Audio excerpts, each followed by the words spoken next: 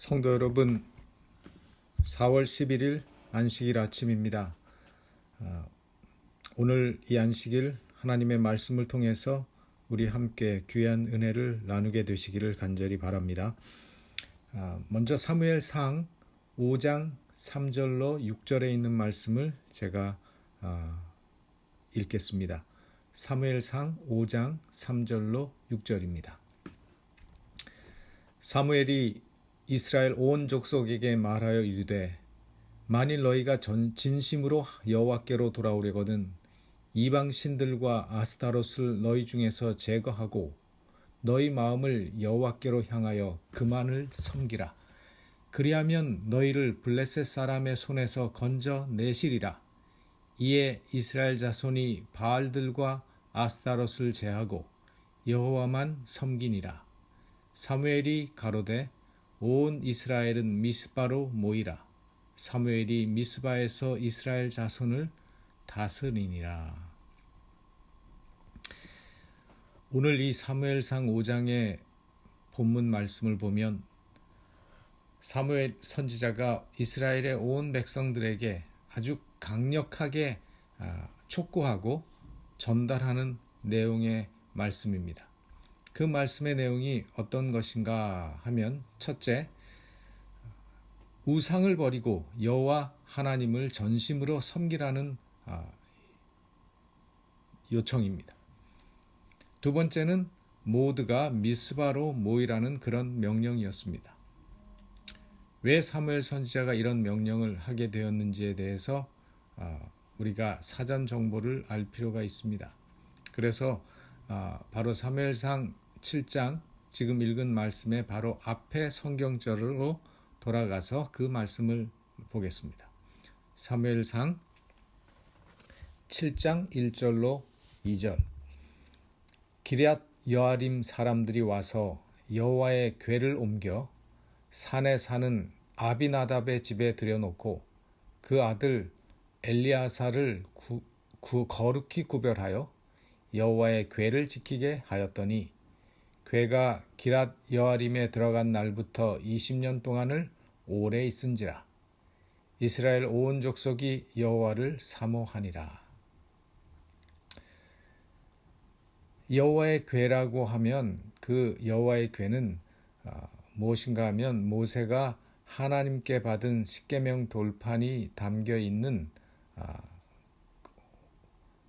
순금으로 쌓여진 언약궤로서 이스라엘 백성들이 애굽에서 나와서 시내산에서 만들어진 것인데 그것이 성막의 지성소에 보관하고 있었습니다.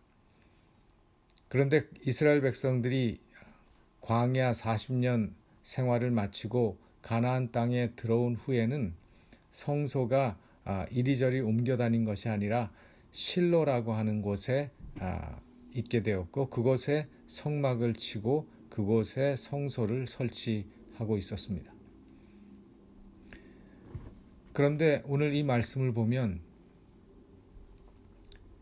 그 여호와의 궤를 옮겼다라고 하는 말씀이 나옵니다. 그리고 여러 이름들이 나옵니다.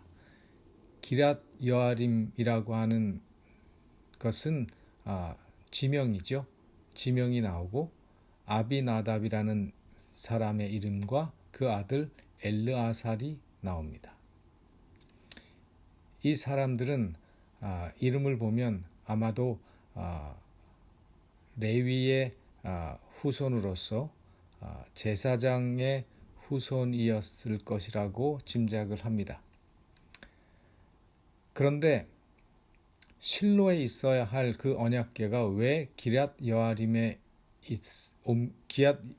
여아림으로 옮겨지고 있는가? 무슨 일이 생겼는가? 어찌된 일인가? 우리가 그 이유를 알기 위해서는 이 사무엘 상권 4장으로 다시 거슬러 올라가 보아야 합니다. 사무엘 4장을 보면 물론 사무엘상 1장부터 보면 사무엘에 대한 이야기가 나오는데 사무엘이 어렸을 때 그는 제사장이 있는 실로에서 자랐죠. 그리고 사무엘이 어렸을 때 엘리라고 하는 사람이 제사장으로서 이스라엘의 지도자로 이스라엘 백성들을 다스리고 있었습니다. 그런데 사무엘이 그 엘리 제사장이 있는 실로에서 자라고 있을 그 시기에 엘리야가 대제사장으로 있는 동안에 이스라엘 백성들은 늘 힘들었어요. 왜 힘들었는가 하면 가나안 족속이 있었는데 바로 블레셋 족속이 그 당시에 그 주변에서 가장 강한 민족이었습니다. 그래서 그 블레셋 민족들이 끊임없이 이스라엘 백성들을 침략하고 힘들게 한 것입니다. 여러분 그 다윗이 쓰러뜨린 골리앗도 블레셋의 장군이었던 것도 기억하시죠? 바로 그 다윗이 이제 나타나기 훨씬 전에 지금 이야기죠. 그래서 사무엘서 상권 4장을 보면 사무엘상 4장을 보면 아직 사무엘이 이 이스라엘의 선지자로 부르심을 받고 아직 그가 백성들에게 잘 알려지지 않고 아직도 제대로 활동을 하지 않고 있을 때, 엘리 제사장의 지도하에 있을 때 블레셋과 이스라엘 사이에 전쟁이 있었다는 이야기가 나옵니다. 그런데 그 전쟁에서 이스라엘이 아주 대패를 하고 맙니다. 얼마나 크게 패배했는가 하면 4,000명이나 전사하는 큰 패배를 당했습니다.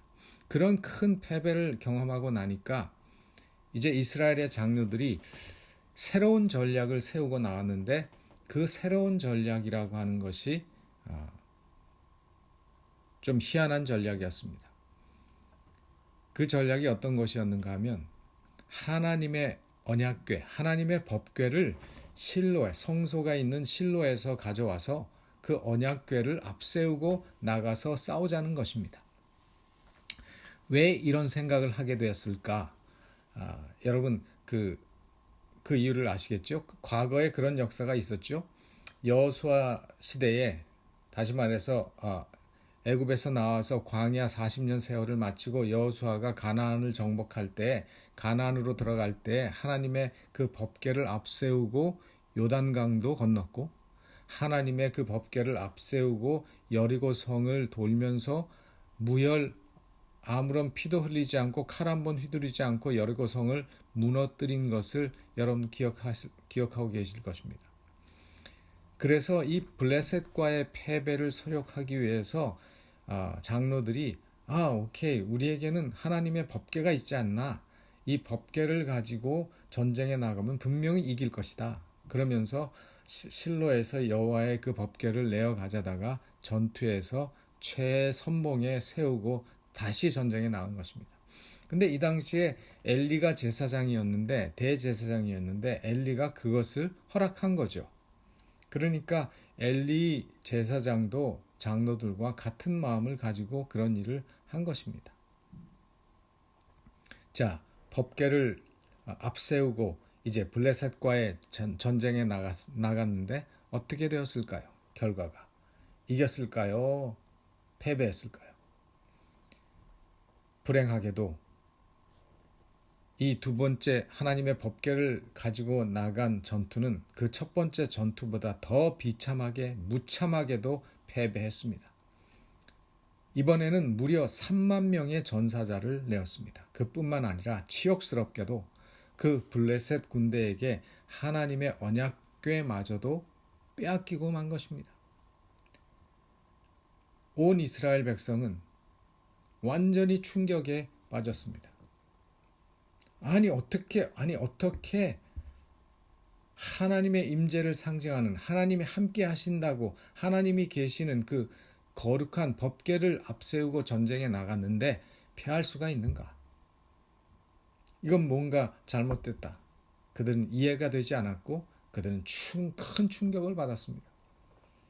그런데 그것은 사실 충격을 받을 일이 아니었습니다. 그것은 당연한 일이었습니다. 왜 당연한 일이었는가 하면 당시의 이스라엘 백성들은 하나님을 섬김의 대상으로 모시지 않았습니다. 하나님을 예배와 경배의 대상이 아니라 하나님을 어떤 그저 자기들이 위험할 때, 자기들이 필요할 때 쓰는 이용의 수단으로밖에는 생각하지 않았습니다.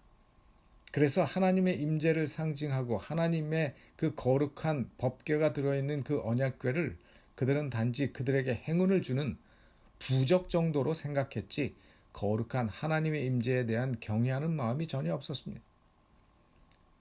그 하나님의 언약궤는 아무도 볼 수 없는 곳 지성소에 1년에 한 차례 대제사장만 그곳에 들어갈 수 있는 그런 곳에 있었고 그 법궤를 옮길 때에는 아무도 그 법궤를 만질 수 없었고 오로지 선택된 제사장들만 그 법궤를 만지고 덮고 그리고 그것을 완전히 싸서 백성들이 그것을 보지 못하게 할 정도로 그것은 거룩한 하나님의 성물이었습니다. 그런 성물을 그들은 전쟁에 이기겠다고 그것을 가지고 나간 것입니다. 그들은 하나님을 전심으로 경외하지도 않고 진심으로 사랑하지도 않으면서 뒤로는 또 온갖 종류의 우상 숭배를 열심히 하고 있으면서 또 죄를 알지도 회개하지도 않으면서 급하니까 살기 위한 수단으로 거룩한 하나님의 언약궤를 하나님을 그저 부적이나 도깨비 방망이 정도로 이용하려고 한 것입니다. 그것 외에는 아무런 생각이 없었습니다. 그렇게 하나님에 대해서 우습게 생각하고 하나님에 대해서 경외하는 마음이 없이 그들의 필요에 따라 하나님의 능력을 이용하겠다고 생각한 이스라엘과 달리 오히려 블레셋 군대는 이스라엘 진영에서 하나님의 언약궤를 가지고 나온다는 소식을 접했을 때 그들은 그것을 심각하게 생각했습니다. 그들은 전의를 더 불태우고 그들은 자신들의 마음을 더욱더 굳게 한 것을 성경에서 기록하고 있습니다. 사무엘상 4장 7절로 11절. 이스라엘 백성들이 그렇게 안일하게 하나님의 법궤를 이용한 거에 반해서 블레셋 사람들은 이렇게 했습니다. 사무엘상 4장 7절로 11절. 블레셋 사람이 두려워하여 가로되 신이 진에 이르렀도다 하고 또 가로되 우리에게 화로다. 전일에는 이런 일이 없었도다. 우리에게 화로다. 누가 우리를 이 능한 신들의 손에서 건져내리오. 그들은 광야에서 여러 가지 재앙으로 애굽인들을 친 신들이니라. 너희 블레셋 사람들아 강하게 되며 대장부가 되어라. 그렇죠. 이 말씀처럼 이 블레셋 사람들은 하나님이 어떤 하나님이신지를 분명히 보았고 들었고 알고 있는 것입니다. 그래서 저 언약궤와 그 하나님이 함께 하시면 이기는 대상이 없었음을 그들은 듣고 보았어요. 그래서 하나님의 언약궤가 함께 그들과 함께 나올 때 그들은 두려워하고 그들은 준비했습니다. 너희 블레셋 사람들아 강하게 되며 대장부가 되어라. 너희가 히브리 사람의 종이 되기를 그들이 너희의 종이 되었던 것 같이 말고 대장부같이 되어 싸우라 하고 블레셋 사람이 쳤더니 이스라엘이 패하여 각기 장막으로 도망하였고 사륙이 심히 커서 이스라엘 보병에 엎드러진 자가 3만이었으며 하나님의 궤는 빼앗겼고 엘리의 두 아들 홈니와 비나하스는 죽임을 당하였더라. 얼마나 비참합니까? 이 전투에서 전사한 3만 명 중에는 그 당시의 영적 지도자였던 대제사장 엘리의 두 아들도 포함되어 있었다는 사실입니다. 그리고 이 제사장 엘리도 두 아들이 죽었다는 소식과 함께 하나님의 법궤가 블레셋 사람들의 손에 빼앗겼다는 소식을 듣고는 충격을 받고 뒤로 넘어져 죽었어. 완전히 망한 것입니다. 완전한 충격인 것입니다. 이스라엘 백성들은 오랫동안 우상 숭배로 타락해 있었고 영적인 권위를 가지고 이스라엘을 인도해야 했던 엘리와 그 아들들은 이미 오래전에 도덕적으로 타락하여 영적인 권위와 능력을 상실한 지 오래되었습니다. 제사장 엘리도 그 영적인 눈이 어두워져서 백성들을 제대로 인도하지 못하고 영적으로 제대로 분별하지 못하는 상태에 있었습니다. 그리고 어린 사무엘에게 오히려 하나님의 말씀이 임하고 있던 그런 혼란스러운 시대가 바로 오늘 읽은 말씀의 그 시대적인 상황인 것입니다. 전혀 영적인 구심점이 없는 시대였습니다. 이제 이스라엘은 큰 충격과 혼란에 빠져 있었습니다. 하나님께서 당신 백성들을 어떻게 하시는지, 이런 시대에 하나님께서 어떻게 역사하시고 하나님께서 어떻게 당신 자신을 지키시고 하나님께서 어떻게 당신이 계심을 스스로 증거하시는지, 그 이스라엘 백성들과 그 블레셋 사람들에게 하나님께서 당신의 사심을 어떻게 분명히 느끼게 하시고 보여주시는지를 우리는 이제 보게 됩니다. 이제 블레셋에 빼앗긴 그 하나님의 언약궤가 어떻게 되었을까요? 블레셋 사람들은 대승리를 하고 또 그들이 두려워했던 그 하나님의 언약궤를 빼앗은 다음에 아주 의기양양하였을 것입니다.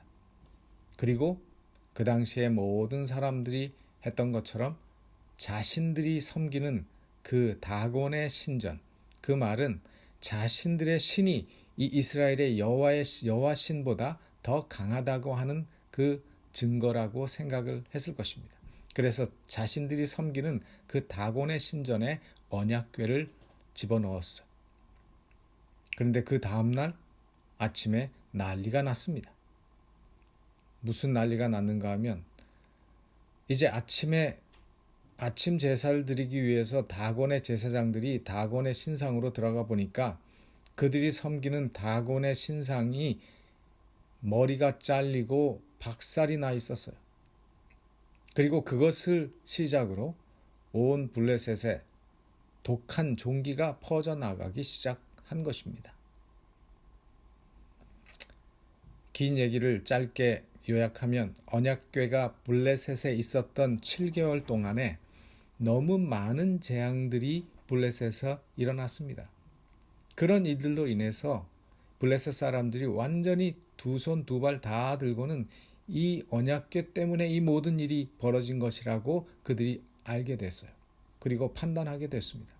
그래서 그곳에서 가장 가까운 이스라엘 성읍이었던 벳세메스로 이 언약궤를 돌려보내기로 결정을 하게 됩니다. 이제 우리는 이런 일을 통해서 몇 가지 알아야 될 교훈이 있다고 저는 생각합니다.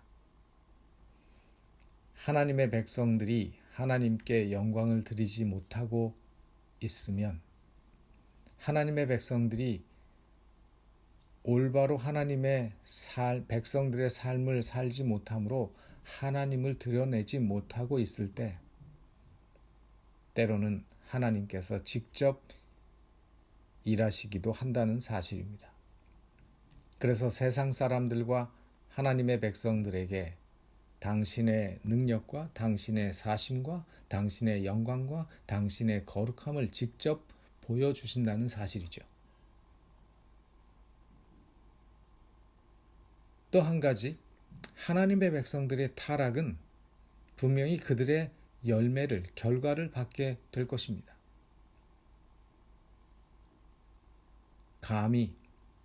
그러나 이 블레셋 사람들처럼 하나님을 모욕하면 반드시 그 결과를 치르게 된다는 사실도 잊어서는 안 됩니다.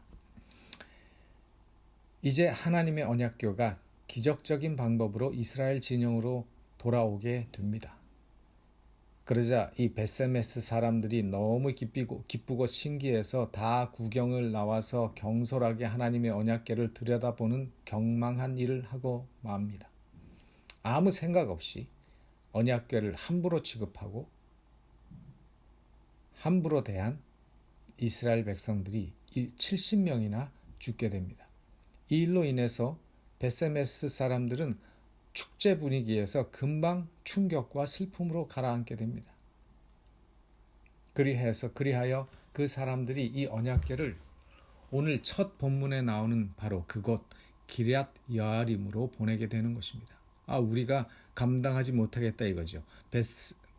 베세메스 사람들이 처음에는 하나님의 언약궤가 자기 동네로 들어오니까 좋아서 아주 기뻐했는데 이거는 복의 근원이다. 이것은 복의 징조다 하면서 즐거워했는데 언약궤를 함부로 대하고 언약궤를 만지고 그러다가 사람들이 70명이 죽는 것을 보고는 두려워서 이거 우리가 감당 못하겠다. 그러고는 그들이 기럇 여아림으로 보내기로 결정을 한 거죠. 다시 사무엘상 7장 2절을 봅니다. 사무엘상 7장 2절에 궤가 기럇 여아림에 들어간 날부터 20년 동안 오래 있은지라 이스라엘 온 족속이 여호와를 사모하니라. 그래서 블레셋에 빼앗겼다가 돌아온 이 법궤가 실로로 다시 돌아가지 아니하고 기럇 여아림이라고 하는 곳에서 20년 동안 머물러 있었다고 말씀을 하고 있는 것입니다.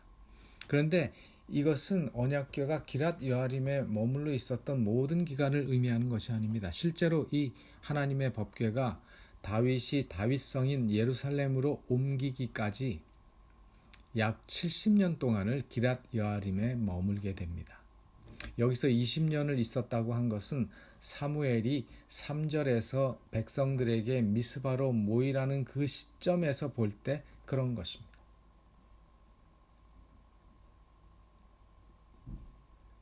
그러니까 시간이 몇 절 사이에 20년의 세월이 지난 거죠. 이게 오늘 본문의 배경입니다. 하나님의 언약궤가 기럇 여아림에 20년이나 머물러 있는 동안에 변화가 생긴 것입니다. 성경이 무엇이라고 기록을 했습니까? 7장 2절에 온 이스라엘 족속이 여호와를 사모하니라 라고 말씀하고 있습니다.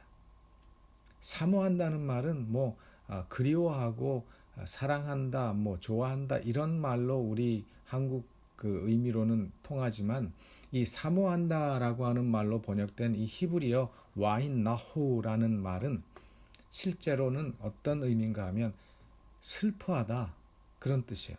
애곡하고 큰 소리로 울부짖는다 그런 말을 의미합니다. 그러니까 이 말씀은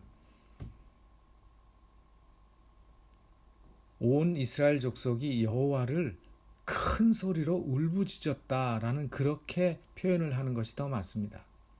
다시 말해서 지난 20년 동안 이스라엘 백성들에게서 뭔가 변화가 일어나기 시작한 것을 보여주고 있는 것입니다. 이스라엘 백성들이 정말 하나님 앞에서 자신들의 비참한 모습을 회개하고 울부짖으며 간절히 매달리고 있는 모습을 성경이 묘사한 것입니다. 그것이 바로 이스라엘 온 족속이 여호와를 사모하니라 라고 기록을 한 것입니다. 빼앗겼던 언약궤가 블레셋의 재앙을 안기고 그들로 여호와 하나님의 힘과 능력을 보여준 뒤에 다시 이스라엘 진영으로 돌아와서 20년을 기럇 여아림에 방치되어 있었습니다. 법궤가 기럇 여아림에 있는 동안에도 블레셋 사람들은 끊임없이 이스라엘을 괴롭혔습니다. 이스라엘은 블레셋을 이길 수 없다는 사실에 너무나 무기력하고 비참해졌을 것입니다. 더 이상 블레셋에 대한 두려움에 더 이상 살 수가 없었을 것입니다. 그리고 그동안 젊은 사무엘 선지자가 영적인 리더십을 발휘하기 시작했습니다. 그리하여 그들은 하나님 앞에서 살려달라고 부르짖기 시작한 것입니다. 이제 20년의 세월이 지나 백성들 앞에 영적인 지도자로 모습을 드러내기 시작한 순간입니다. 사무엘이 우리의 힘으로 도저히 어찌할 수 없는 고난이 우리를 간절한 기도의 자리로 내모는 것입니다. 어쩌면 지금 우리에게 필요한 것이 바로 이런 기도의 자리일 것입니다.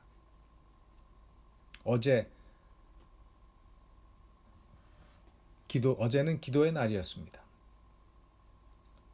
이 기도의 날은 어제 하루로 끝나는 날이 아니라 우리가 끊임없이 이 기도의 자리에 나가서 이 기도를 하는 우리 모든 성도들이 되어야 할 것입니다. 그래서 이런 코로나 바이러스로 인한 이런 사태로 교회가 모이지 못하고 온 세계가 프리즈되고 모든 사람들이 어려움을 겪고 있는 이런 시간에 우리 하나님의 백성들은 특별히 많은 기도의 시간에 참여해야 하리라고 생각을 합니다. 언제나 위기는 기회를 동반한다고 말했습니다.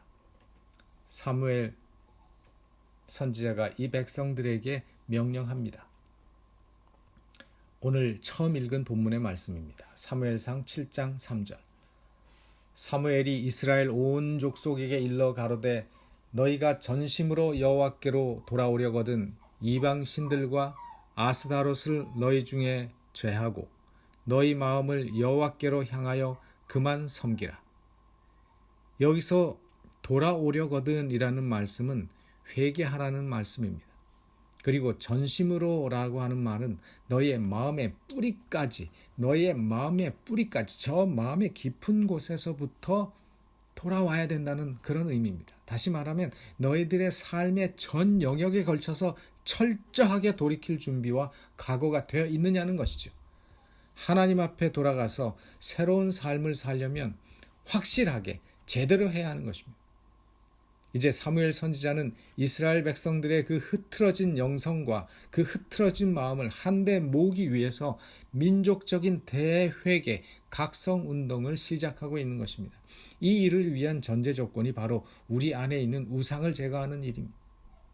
하나님과의 정상적인 관계를 회복하기 위해서 반드시 필요한 것이 이 우상을 제거하는 일입니다. 우상이 무엇입니까? 지금 우리들에게는 옛날 다곤이라든지 바알이라든지 아스타롯이라고 하는 그런 우상들을 우리가 가지고 있지 않습니다. 어쩌면 우리는 돈, 힘, 풍요로움, 또 음란의 우상들, 오늘날로 하면 세상 사람들이 추구하는 세상의 가치와 문화가 이런 여러 우상들이 될 수가 있습니다. 오늘 우리에게 그렇게 오랫동안 그렇게 살아온 문화를 버린다는 것이 쉬운 일이 아닙니다. 우리는 이번 코로나 바이러스 사태를 통해서 느껴보지 않았습니까? 늘 평범하게 늘 했던 일들이 하지 못하게 될 때 얼마나 그것이 우리를 힘들게 하고 불편하게 하는지 우리는 그것을 알게 되었습니다. 쉬운 일이 아니라는 것을 우리는 알게 됐습니다. 익숙하고 습관이 되어버리고 삶의 일부가 되어버린 것을 정리하는 것은 쉬운 일이 아닙니다. 생활의 변화는 쉽지가 않습니다. 그러나 우리에게 결단이 필요합니다. 이스라엘 백성들은 버렸습니다. 그들은 마음의 뿌리까지 하나님께 나아가려는 열망을 가지고 그들은 하나님께 나아갔습니다. 사무엘상 7장 4절에 이에 이스라엘 자손이 바알들과 아스타롯을 제거하고 여호와만 섬기니라. 어떻게 이스라엘 백성들이 그런 마음까지 갈 수 있게 되었을까요? 어떻게 그렇게 될 수 있었을까? 답은 한 가지입니다. 상황이 너무 힘들었기 때문에 그래요. 상황이 너무 힘들었습니다. 상황이 너무 힘들었기 때문에 그들의 마음이 낮아지고 겸손해질 수밖에 없었어요. 그들의 마음이 겸손해졌습니다. 자신의 한계가 무엇인지 알게 되었어요. 상황이 너무 힘들었기 때문에 자신의 한계가 무엇인지 알게 되었기 때문에 그들이 바닥을 치는 경험을 해보았기 때문에 그런 마음을 가질 수 있게 됐습니다. 이스라엘 백성들이 그동안 하나님을 믿지 않았던 것도 아니죠. 그들은 계속 하나님을 믿고 있었습니다. 그런데 문제는 그들이 하나님을 믿었지만 온 마음으로 전심으로 하나님을 섬기지 않았다는 것이죠. 하나님을 믿으면서도 그들은 두 마음을 가지고 있었습니다. 세상도 따르고 자신의 욕심도 만족시키고 자신이 하고 싶은 것들도 포기하고 싶지 않고 이런 두 마음으로 믿었다는 것입니다. 적당히 하나님과 세상을 섞어서 믿었다는 것이죠. 우리들도 마찬가지가 아닙니까?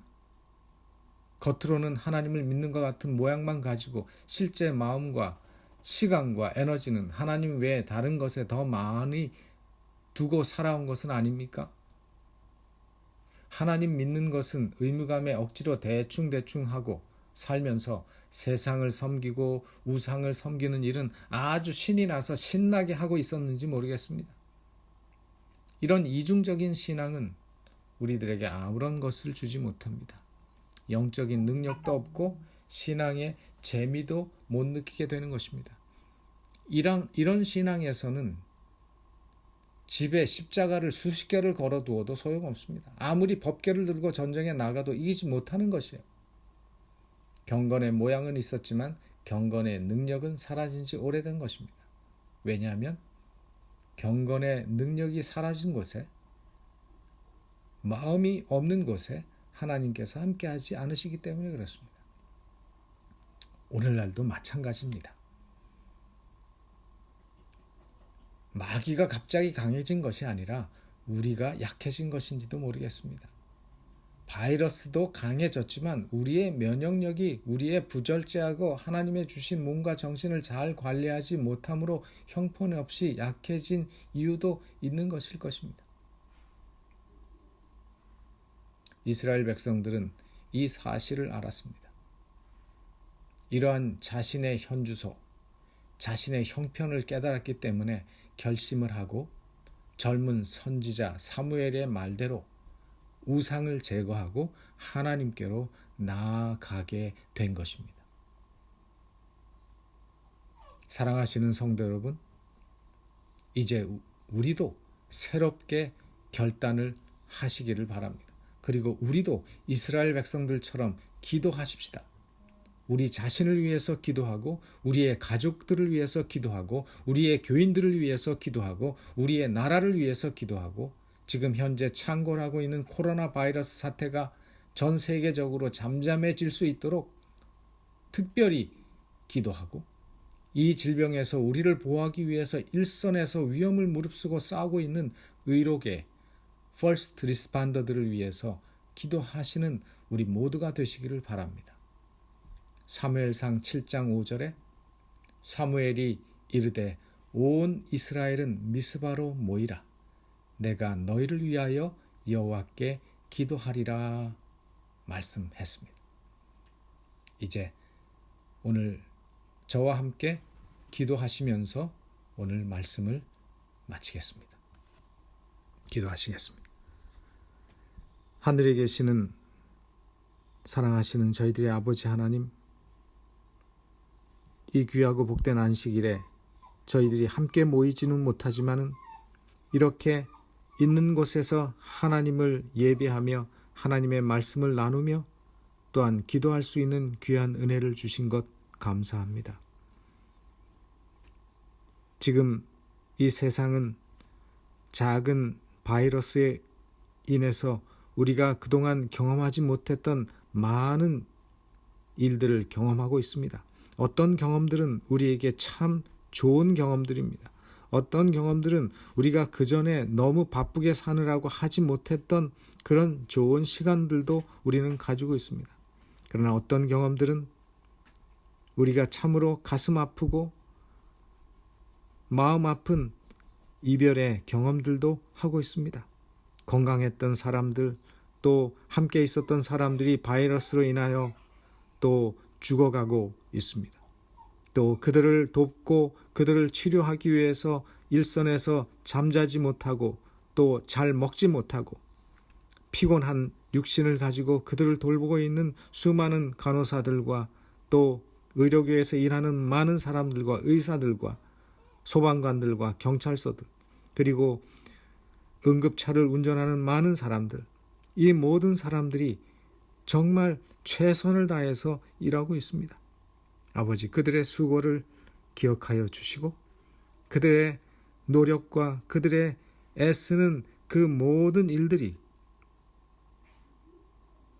이 힘든 상황에서 조금씩 나아질 수 있도록 도와주시옵시고 모든 사람들이 서로를 위하고 서로를 생각하며 살 수 있는 그런 마음을 가지게 하여 주시옵소서. 아버지, 이 세상은 하나님께서 원하시고 계획하셨던 세상으로 가지 못하고 많이 변질되고 질병이 창궐하는 세상이 되어버렸습니다. 그러나 주님께서는 이 땅을 곧 회복하시고 우리에게 영생의 생명을 주시기를 원하시는 줄로 믿습니다. 아버지, 저희들로 하여금 이 힘든 시간을 우리 자신이 회개하고 믿음으로 준비하며 하나님께 가까이 나아가고 또 우리의 이웃을 생각하고 우리의 주변의 사람들을 생각하는 귀한 시간이 되도록 도와주시옵시고 함께 기도하며 함께 힘을 얻고 함께 용기 주는 우리 모든 하나님의 백성들이 되게 하여 주시옵소서. 아버지 하나님, 우리가 그동안 주님 앞에 바로 살아오지 못했고 우리가 두 마음을 가지고 주님을 살아온 것 용서하여 주시옵소서. 이제는 이스라엘 백성들처럼 전심으로 온 마음의 깊은 뿌리부터 주님을 섬기고 주님께 나아갈 수 있는 저희가 되게 하여 주시옵소서.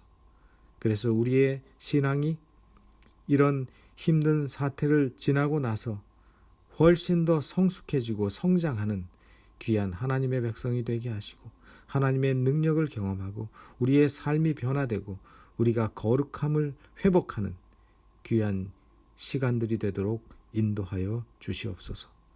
아버지의 도우시는 모든 능력과 또 하나님의 도움을 구하는 모든 기도가 하나님께 응답되고 상달되고 그 모든 일들이 속히 이루어지기를 주님의 이름으로 간절히 기도하옵나이다. 아멘.